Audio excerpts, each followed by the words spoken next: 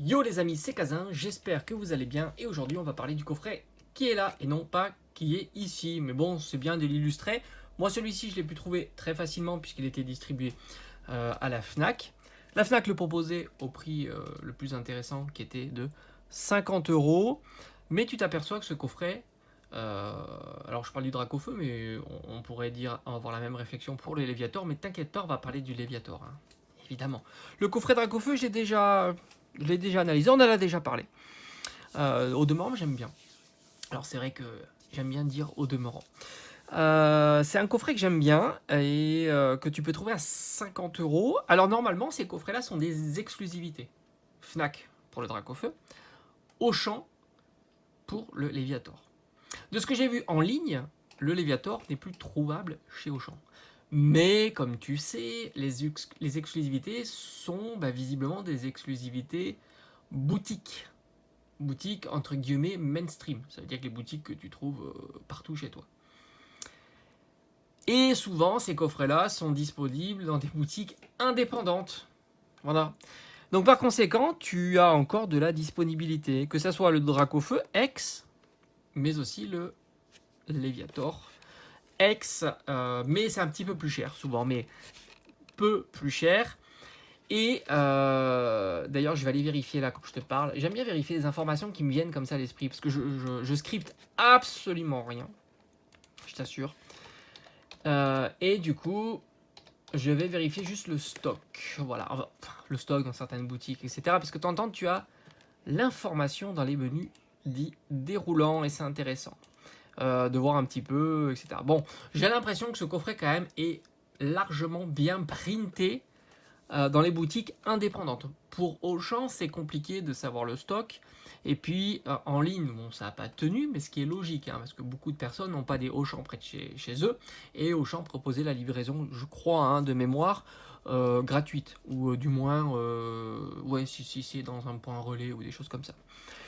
Par conséquent, ça t'évite de te déplacer au champ de chez toi et vérifier s'il y a bien le coffret en boutique.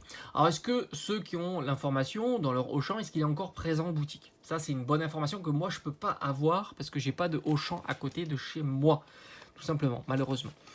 Mais si vous avez l'info, partagez-la. Ça peut être intéressant de voir s'il est encore présent ou pas. Je sais que celui-ci à la FNAC, il est de moins en moins présent, mais ils en avaient reçu une bonne grosse quantité.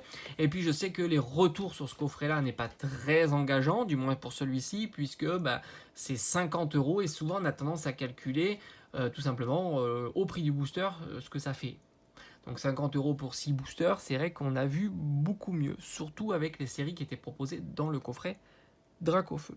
Il y a une petite variante et c'est plutôt intéressant dans le coffret Léviator. Donc on va voir, alors le pattern est le même. Tu as 6 boosters, la carte promotionnelle, enfin presque le même, parce que tu as pas ça. Ça c'est vraiment dommage, parce que ça c'est un petit plus qui n'est pas à négliger. Là tu as le Magikarp en version holographique. Ils ne se sont pas cassés la tête, ils ont repris les cartes de EV1 et puis ils les ont mises à l'intérieur du coffret. Sorti de ça, tu as quand même une belle carte Léviator en version Terra cristallisée full art, mais comme tu le sais, les versions Terra cristallisées ne plaisent pas trop, mais il y a quelques mois, le Léviator s'en sortait un peu mieux que les autres. Mais là, avec l'annonce de ce coffret, ça a dégringolé, hein. Je t'en avais déjà parlé. Et c'est qu'une carte qui tourne aux alentours de 10-12 euros, grosso modo, à l'heure actuelle. Et pour moi, hein, je pense que ça va continuer à diminuer parce que tu auras un petit peu d'ouverture de EV1, tu auras un petit peu d'ouverture de coffret. Il y en a beaucoup qui sont déjà procurés cette carte-là. Par conséquent, je pense que l'offre sera plus importante que la demande. Déjà, la demande n'est pas si importante sur les terras cristallisés et par conséquent, encore moins sur une carte comme ça que tu peux trouver en plus dans les coffrets. Par conséquent, je la verrais plutôt s'installer en dessous de 10 euros. Entre 5 et 10 euros. 5 c'est vraiment un prix très très très bas, mais 2024 sera un petit peu l'épreuve sur Pokémon et il nous donnera la tendance dans les années à suivre. 2024, je pense que ça sera vraiment une année charnière, alors peut-être que je me trompe, mais j'ai envie de dire que 2024 on y verra un peu plus clair et on y verra surtout plus clair sur les années à venir. Voilà, donc on pourra en reparler en 2024, là on n'y est pas encore. Donc 5 c'est vraiment très très bas, mais disons que 5-10 ça me semble très cohérent pour cette carte-là. On retrouve évidemment 2 boosters évolution EV3, donc Flamme Obsidienne, ce qui est logique, puisque ce coffret-là est sorti pendant la période Flamme Obsidienne. Il ne faut pas oublier qu'on était en période 0.5, 151, et donc tu n'as pas de 151 dans ces coffrets-là, tu le sais, et donc tu as la série du moment qui était à l'époque EV3. Flamme Obsidienne, c'est une série qui est très très très chahutée en ce moment. Les cartes se font allumer de tous les côtés. Par conséquent, c'est une série ultra bon marché. Même les Dracofeu Terra cristallisés se cassent la figure. J'ai pas été contrôlé. Bon, tu me diras, on peut le faire. Hein. On va le faire. On va le faire tout de suite. Mais je le sens bien aux alentours d'une 20-25 € pour la version Terra cristallisée non alternative. Mais même l'alternative, on en avait déjà parlé. Elle est descendue en dessous des 100 € pour s'installer entre 80 et 90 € et elle est toujours à ce prix-là. Et la version Full Art, on va dire standard Terra cristallisée, tourne autour des 25 €. Franchement, 25 €, je sais pas vous, mais je réfléchis presque à l'acheter. Presque, parce que, comme j'ai dit en vidéo, et dans mes vidéos précédentes, j'ai envie de patienter encore parce que je pense qu'on verra plus clair, à moins qu'il se passe un retournement fracassant, mais on ne le voit pas se préciser. Mais on verra tout ça, on en verra plus clair, je pense, pour 2024, tout simplement. Alors, je suis en train de regarder la carte Gold en même temps aussi. Bon, en général, les Gold sont pas appréciés, hein, mais je préfère regarder. Bon, là, ce que je vois, c'est entre une quarantaine d'euros, quelque chose comme ça. Ce qui est pas mal, hein, quand même, pour une carte Gold, donc à voir. Mais bon, EV3, c'est une série qui a du potentiel parce que tout simplement, elle a des Dracofeu. Et en plus, elle a fortement décoté. Et à un certain moment, les cartes, une fois qu'elles décotent fortement, tu imagineras qu'elles ne vont pas décoter plus. Ça, c'est pour EV3. Maintenant, le point positif de ce coffret, c'est tu as 2 boosters évolution à Paldea. Alors moi, je trouve que c'est très positif comparativement à lui, où tu as 2 boosters EV1. Donc ça, c'est vraiment le bémol pour ce coffret, mais il se rattrape sur Star Étincelante. Donc quelque part, il se rattrape avec ça. Mais EV1, je trouve que c'est le pire. Là, il n'y en a qu'un seul de booster, mais c'est vraiment le pire parce que je pense que EV1, on risque d'en avoir des displays, tout ça, dans des boutiques indépendantes soldées. Surtout s'ils en ont encore en grande quantité, parce que du EV1, ils n'en vendront pas. Ça, j'en suis quasiment sûr, à 160-170 €. Je ne vois pas comment on peut vendre du EV1, sachant que la carte la plus forte, c'est 40 €, voire même 35 €. Donc EV1, pour moi, c'est une série à surveiller pendant les périodes de promotion ou de solde. Et je la verrais bien partir en solde. Alors combien serait intéressant, sachant que la meilleure carte est à 30-40 €. Je pense qu'en au-dessus de 120 € la display, je suis pas certain qu'ils les vendent si facilement. Voilà. Alors c'est vrai qu'on a encore en tête qu'une display scellée, etc., ça a un intérêt énorme en collection. Mais il ne faut pas oublier qu'on a eu une période de pic, de hype qui a entraîné beaucoup ça. On voyait moins les displays aussi chers avant et régulièrement les displays étaient soldés à 90-100 €. C'était pas quelque chose d'extraordinaire de voir des displays sur des séries qui au fond ne plaisaient pas.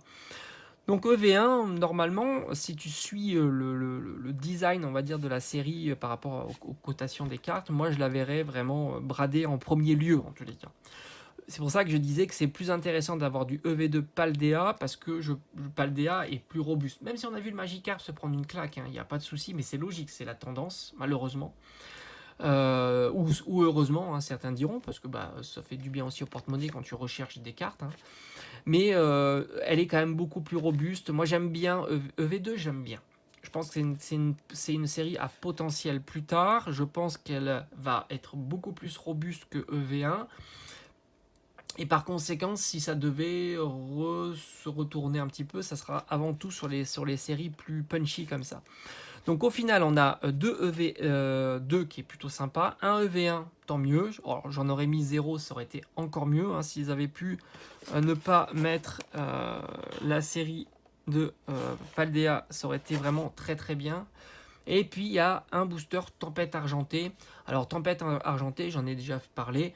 c'est une bonne série, hein. Faut pas non plus trop la critiquer, puisque Tempête Argentée, c'est pas le top série de Épée et Bouclier, ça c'est vrai. Évidemment, sur Épée et Bouclier, on aurait aimé avoir d'autres séries à l'intérieur, et à minima du Star Étincelante. Moi je pense que Star Étincelante est, disons, sera plus performante que Tempête Argentée, mais certains diront que Tempête Argentée, c'est une très très belle série, et je partage globalement ça. Puisque bon, t'as le Lugia, hein, qui est la carte motrice de la série, t'as quelques belles alternatives, mais je trouve que si tu la compares grosso modo à Star Étincelante, où elle pêche un petit peu, c'est sur les TG texturés, même si elle a le Rayquaza. Voilà, donc au final, c'est pas mal. Le point faible donc du coffret, tu l'auras compris, c'est EV1, principalement. Mais en même temps, ça reste un coffret plutôt un peu premium, parce que tu as une carte, enfin c'est pas une carte promotionnelle, mais tu as une carte qui est proposée à l'intérieur du coffret qui est premium, hein. On n'est pas sur une carte V, on n'est pas sur une carte Full Art, on est sur une carte Terra cristallisée Full Art. Alors a priori, les cartes Full Art Terra cristallisées sont un peu plus recherchées, devraient être un peu plus recherchées en tous les cas que les Full Art qu'on a classiquement l'habitude de voir. Et par conséquent, dans les années à venir, je pense que certains vont découvrir aussi la Terra cristallisée, et c'est un potentiel que là, ça marche pas. Ceux qui sont à ma place, qui ont connu Pokémon depuis longtemps, etc., ça ne fonctionne pas, mais peut-être pour les nouveaux rentrants, ou même ceux qui viennent de rentrer avec les Terra cristallisées, ben, ça match plutôt pas mal. On ne sait pas, parce que les nouveaux entrants sont moins comment dire, nombreux que les anciens, et par conséquent, l'offre et la demande, c'est plutôt la demande, c'est plutôt les anciens qui la font, et moins les nouveaux entrants. Donc on sait jamais. En tous les cas, moi je trouve que c'est un coffret qui est plutôt premium, plutôt intéressant à garder en scellé. Tu as 6 boosters, une carte qui est vraiment très sympa. Donc il y a du potentiel évidemment, même si c'est un budget qui est assez conséquent. Et c'est vrai que ça porte à réflexion, parce que si tu dis j'ai 50 € à allouer dans ma collection de scellés, est-ce que je préférerais pas mettre par exemple 10 € sur un coffret comme ça, complété avec un booster individuel, etc. Ça c'est vrai. Mais disons que si tu peux, l'un n'empêche pas l'autre, tu peux faire les deux. Je trouve que le coffret Léviator Terra cristallisé est un bon coffret pour plus tard. Je pense qu'il va disparaître quand même assez rapidement. Et ça se fera pas comme des coffrets un peu lambda, comme tu as pu voir par le passé, du Silveroy, Cavalier du Froid, de l'Effroi, des Chifours, où vraiment c'est du basique. On est loin d'être du premium, et qui ont du mal à s'apprécier avec le temps. D'ailleurs, tu le vois, ces coffrets-là n'ont pas du tout progressé, et pourtant les années passent, et je pense pas qu'à l'avenir, ce sont des coffrets qui seront très recherchés. Alors que là, avec ce binôme, en plus tu peux en série, collection, c'est plutôt joli, tu peux avoir les deux à côté, etc. Enfin, il y a un lien entre les deux, c'est plutôt très sympa. Dommage, ils auraient pu le rendre un peu plus exclusif en mettant un Léviator Terra cristallisé exclusif, mais bon, ils ont choisi de réutiliser une carte de EV1. C'est un parti pris qui est pas, pour moi, qui est pas si négatif dans le long terme. Évidemment, sur le court terme, il est négatif par rapport à la cotation de la carte, mais sur le long terme, je pense que c'est pas un pari perdant. On l'a déjà vu avec d'autres coffrets, hein, comme Tyrannosif avec Tenefix. Si on n'avait pas eu un retour de stock il y a quelques mois, c'est un coffret qui valait très très cher. Donc je dis que le pari, il n'est pas perdant, il est plutôt pas mal, et je pense que c'est un coffret intéressant à garder en scellé, qui va s'apprécier petit à petit. Évidemment, n'oublie pas une chose, on est en période de creux, voire même de diminution forte. 2024 sera charnière comme année, moi j'en suis assez convaincu. Parce que justement, il se passe des choses. C'est pas le calme plat, ce qui serait le pire au final, le calme plat.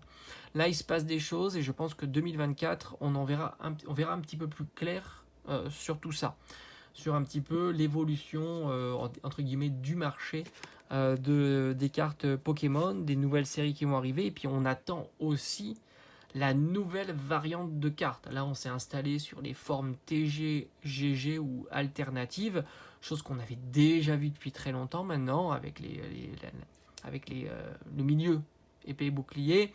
Donc je pense qu'ils sont en train de travailler, ou qu'ils ont déjà trouvé la nouvelle variante de cartes qui va peut-être redynamiser tout ça. Et par conséquent, ces cartes-là risquent d'éclipser un petit peu les cartes anciennes qu'on a eu. Tout ça, c'est à surveiller, tout simplement. Allez, je te dis à bientôt. J'espère que ça t'a plu. Et puis on se dit à très vite. Allez, ciao, ciao.